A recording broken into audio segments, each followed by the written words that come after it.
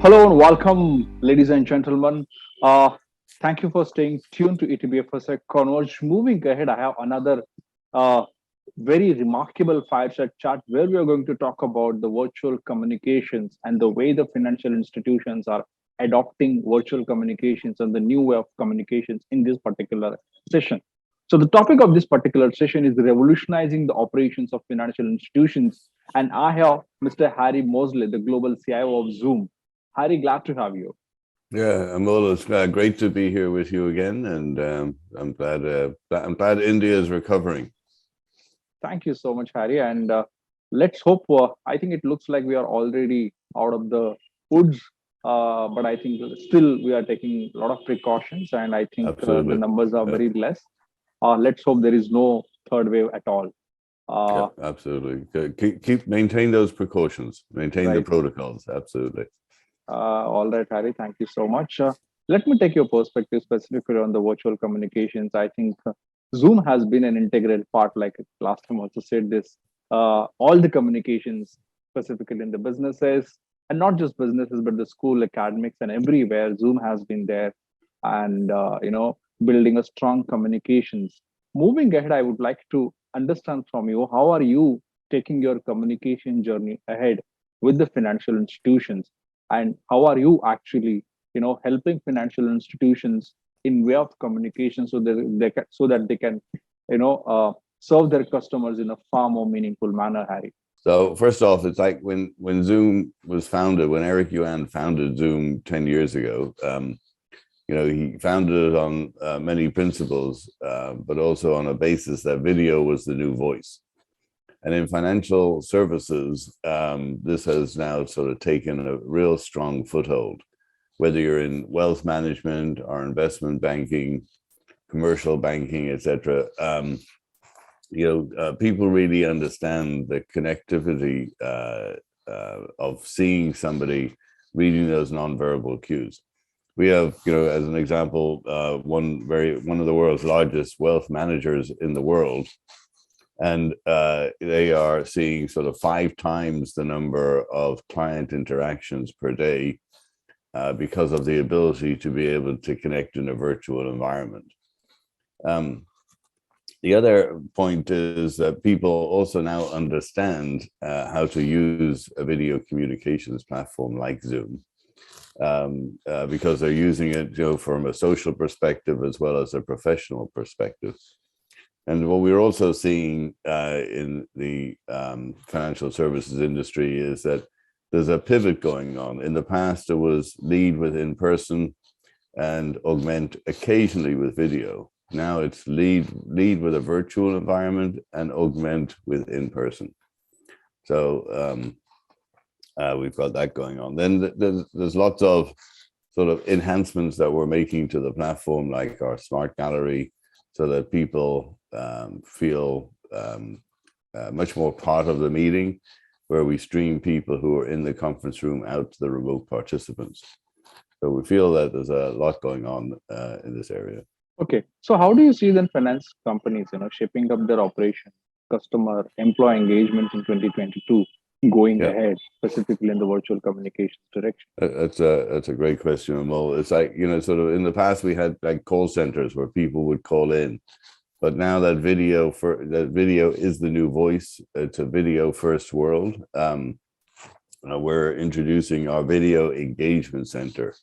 So instead of calling in to talk to somebody about an issue, or about getting help with a loan or a mortgage, you can actually video in and see that representative, see that banker, and be able to transact business. We're also got over 1,000 apps in our Zoom app marketplace, where people, where financial services can actually bring up documents, have the digital signature done online, sort of transacting business, if you will, in the virtual world, akin to how you would do it in the real world, except we're doing it over Zoom. So I remember, and I have been observing that the Zoom has been also partnered with a lot of financial institutions globally, some top banks also.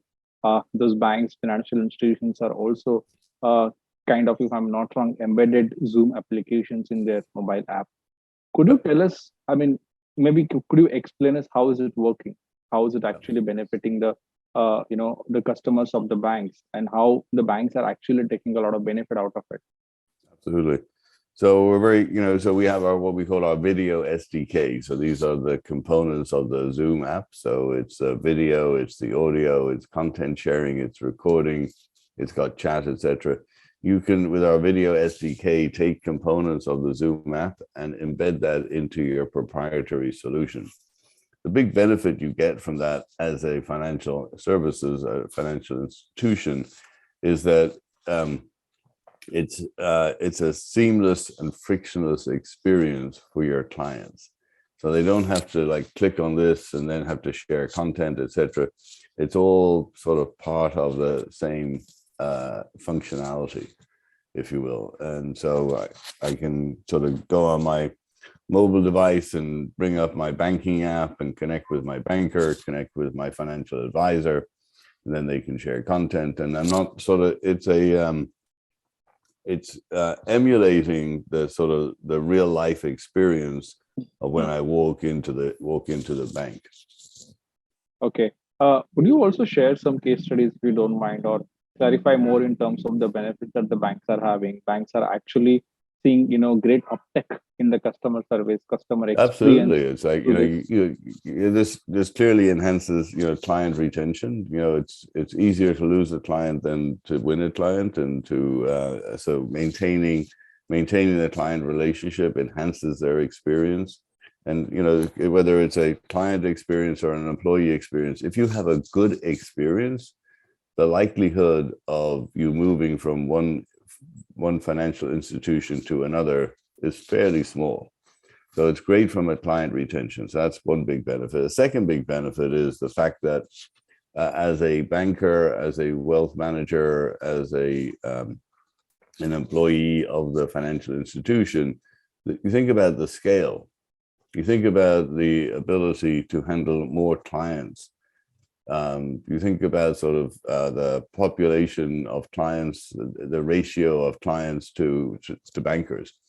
These can be dramatically increased because of the efficiency that can be gained. And all of this, Amol, as you know, sort of goes directly to the bottom line. So it's all really very healthy for the institution.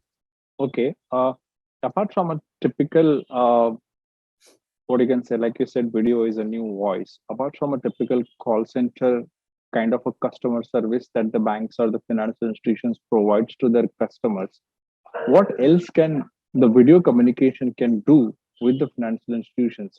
Why I'm asking you this question, Harry, is we have seen a major uptick in India specifically when the central bank allowed bankers to use video KYC, and a lot of payment companies, the wallets and the fintech companies, started opening accounts of new customers through video KYC far more aggressively than they used to do it earlier. Yeah, so I mean, clearly you can see the benefit. I mean, you just shared the benefit there. Opening more accounts, it's easier. It's it reduces the friction, creates a lot less turnover, a lot less churn from the relationship perspective, and this all adds sort of huge productivity gains for an institution. Okay.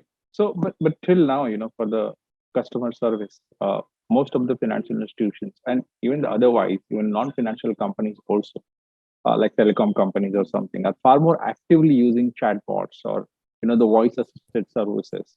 What is, do you think that those part of service, customer service will become outdated and the companies will move drastically on the video platform going ahead? I think that sort of the chatbots have a place, but it's they get you so far, right? And I remember seeing some technology many years ago, which looked at the communications between a set of people, and after a certain amount of dialogue, if you will, this piece of software would come up and say, hey, would you like me to schedule a meeting? because it might be better for you to get together and talk as opposed to continue this sort of chat, if you will, dialogue between all these people. So I think chatbots are, sort of terrific at doing certain things, but it gets to a point where the chatbot is like not very helpful. It runs out of runway, if you will. And so being able to elevate, from a chat session into audio, into video, into content sharing, which is what we do at Zoom with our UCAS platform. I think that's where we're going to be going. Okay. Noted your points. Are you also expanding it to, what kind of new layers that you think you can add to the video, or specifically the virtual communications going ahead? Because I was talking to a few CTOs and CIOs, and they were also thinking of whether they could have a video bot along with chatbot. Video bot will, do what you can say. There is a pre-recorded answers which the video bot has, which will, answer all the questions and, whatever the basic problems of the customer generally raise. So certainly an interesting idea to have a video bot. I haven't heard that one before, and I haven't thought about it, but certainly an interesting idea. There's great software out there that sort of that analyzes the dialogue between people and can sort of rate the conversation as a positive conversation, a negative conversation. So the sentiment analysis of the real-time communication. I think that's going to play a big role. And then I've also, sort of seen technology that will look at the body language and give feedback as whether this person is becoming satisfied or dissatisfied with the dialogue that's happening. And so it's sort of enhanced sentiment analysis. So I think we're going to see, sort of, again, video is the new voice, Amol. It's like I fundamentally believe that we've turned a big corner in our world. Recognize that the pandemic hurt way too many people in way too many countries. It was, the world we could have done without the pandemic for sure. But if we flip it and sort of say, well, look at where we are today. It's kind of like, we've accelerated the trajectory we were already on. And so I think we're going to see even more acceleration now, because so many hundreds of millions of people around the world understand how to leverage a video first platform. Tell me something about the security aspects as well, Hari, because if you're looking at the financial institutions, partnering with financial institutions, the one important thing always, security has become an integral part for the financial institutions, considering the frauds are really high in that aspect. How safe is the video communication? How safe is the data which is stored with the video communication platforms there? Yeah, so we've come a long way from a cybersecurity perspective. On the Zoom platform, you can have a full end-to-end encrypted service and fully end-to-end encrypted meeting for up to 1,000 participants. Data is all encrypted at rest and in transit in that environment. And so clearly, when you look at the clients, we have 8 of the 10 largest US banks and over half of the world's largest banks running Zoom, transacting, hundreds of billions of dollars worth of business on our platform every day. I don't think you get there if you're not a secure and private platform. In addition to the banks, we've got some of the largest security companies in the world running on our platform, and you can imagine the amount of reviews that we've been through from both the financial institutions as well as the security companies, as well as all of those global enterprises that are running on our platform.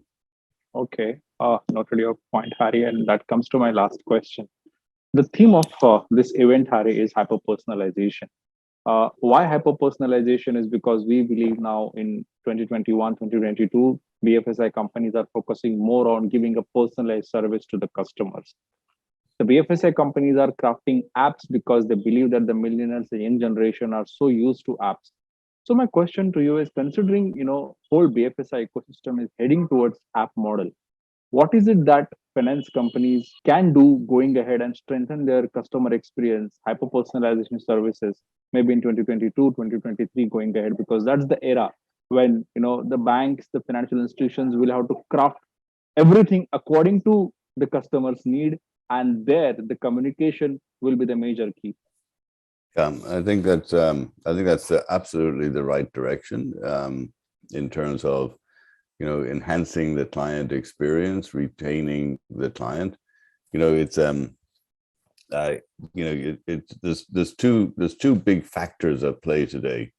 One is the client satisfaction, and two is the employee satisfaction. And if your employees aren't satisfied and don't have great technology and great solutions and a great experience, and then the client satisfaction is definitely going to pale. So you have to service both of these, and by having customized services and customized products as well in financial services, that's absolutely the right focus. And then obviously leveraging a UCaaS platform like Zoom, embedding that into the technology so that you can enhance the employee satisfaction, working with the client satisfaction. These are things that are going to make a radical difference in terms of scale, in terms of retaining clients, retaining employees, and reducing the churn. So I think that's those are great things that people are doing. Copy your point, Harry. Thank you so much for taking part into ETBFSI Converge and sharing your perspective here. Thank you so much, Harry. Amol, thank you for having me. It was great to see you, and I'm glad, again, everybody is doing well in the family and broadly in India. So it's wonderful.